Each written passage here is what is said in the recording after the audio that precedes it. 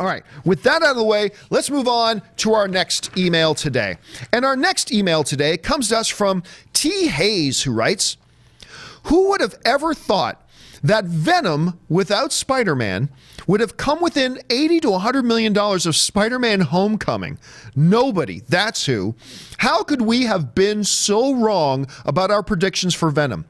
If it was in the MCU, it would be in the top 10 box office above Guardians, the Winter Soldier, and the original Iron Man. That's crazy." All right, thanks a lot for the email, T. Hayes. And yes, the ever-increasing box office success, and we've talked about this a couple of times over the last week or two, but the story just keeps rolling.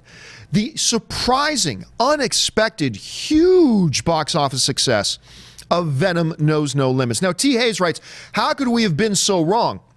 Listen, there's a lot of wrong to be passed around here, okay?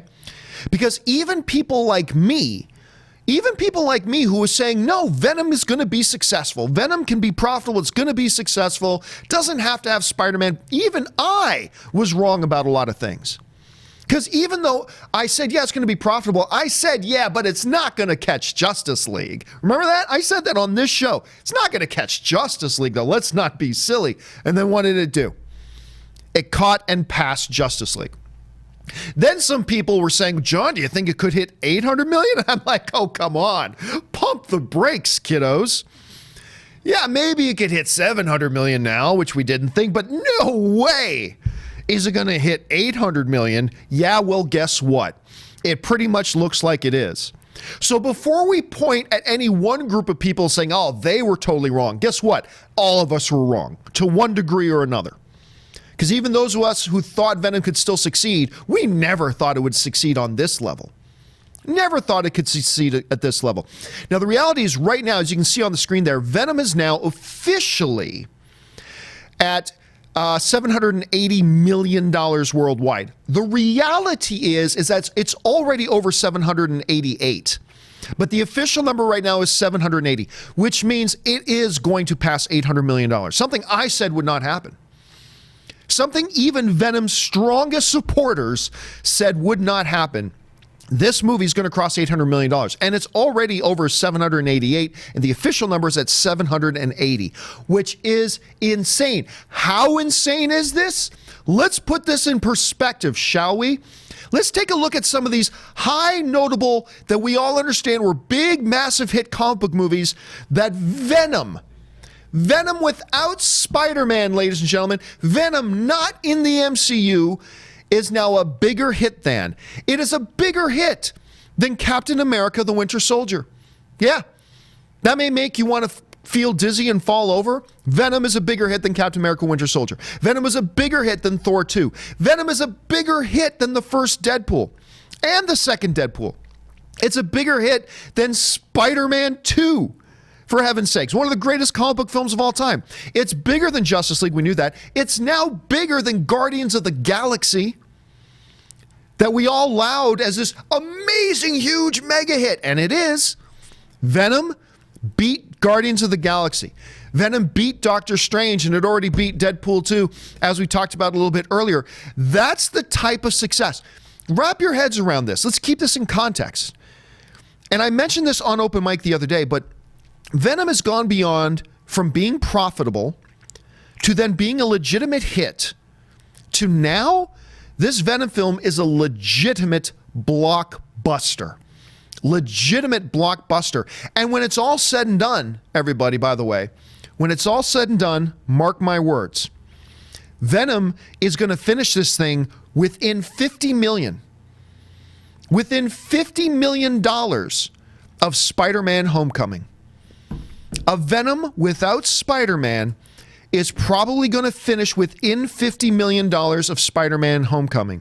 And guess what? I'm out of the doubting Venom business now. So if you were to tell me that Venom was going to pass Spider-Man Homecoming, I wouldn't even argue with you. I may not agree, but I'm not going to argue with you anymore because I've said it wouldn't pass this benchmark and it did. And then I said, well, it won't pass this benchmark and it did. So I am no longer going to say it's not going to pass any benchmarks.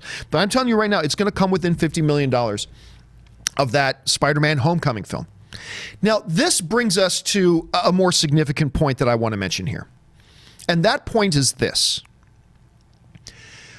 we often talk about, and this is a Venom movie that everybody said couldn't work without Spider-Man. Let's actually zero in on that for a second. And I'm not sitting here picking on people who said it can't work without Spider-Man and nobody cares about Venom without Spider-Man. It's not about picking on that, because we all have been wrong to one degree or another about Venom. All of us have been. But I want to just take a look at the underlying thing. What this Venom situation has done is highlighted something that I bring up quite often, and it really puts an exclamation point on it here. We who really move in these geeky, nerdy, comic book movie circles and comic book circles, we who know who and what Venom is, we who know the connection between Venom and Spider-Man, we who know all these stuffs about the comics, we are the absolute minority when it comes to the average movie-going audience. When it comes to the average movie-going audience, you and I are in the absolute minority. Because, you know, when a lot of these people were talking about, you know, Venom and all this kind of stuff, and that it can't work without Spider-Man, the underlying assumption was that everybody knows the connection between Venom and Spider-Man. And everybody grew up reading Spider-Man, and Venom's always in it. The underlying assumption was everybody knows that Venom usually has the Spider-Man emblem on his chest and the history of the two characters together. And what the massive success of Venom has proved to us is that once again we are wrong, assuming that everybody knows what we in this small little geeky circle that we live in know. They don't know. And more importantly, they don't care. The average movie-going audience does not care what Venom's background history with Spider-Man is. They don't care. And I think this whole thing about Venom can't work and it's going to flop without Spider-Man, it all comes from that underlying erroneous assumption that the rest of the movie-going world thinks the same way and knows the same things and cares about the same things that we in this small minority, a very proud minority, but that we in this small minority know and care about and understand. And they simply don't care about those things, not nearly as much. And so, yes, a Spider-Man movie or a Venom movie without Spider-Man may very well catch Spider-Man Homecoming at the box office. And I think the moral of the story here as we move forward is, let's never let our underlying assumption be that the general movie-going audience knows or cares about the same things that we who have more insider information and insider knowledge and insider experience with the comic book world do. They just don't care about the same things we do. And these things can work without those connections to those things. And Venom has put a massive, massive explanation point on that, and that's something for us to keep in mind moving forward. Speaking of moving forward, let's move on now to email number 3.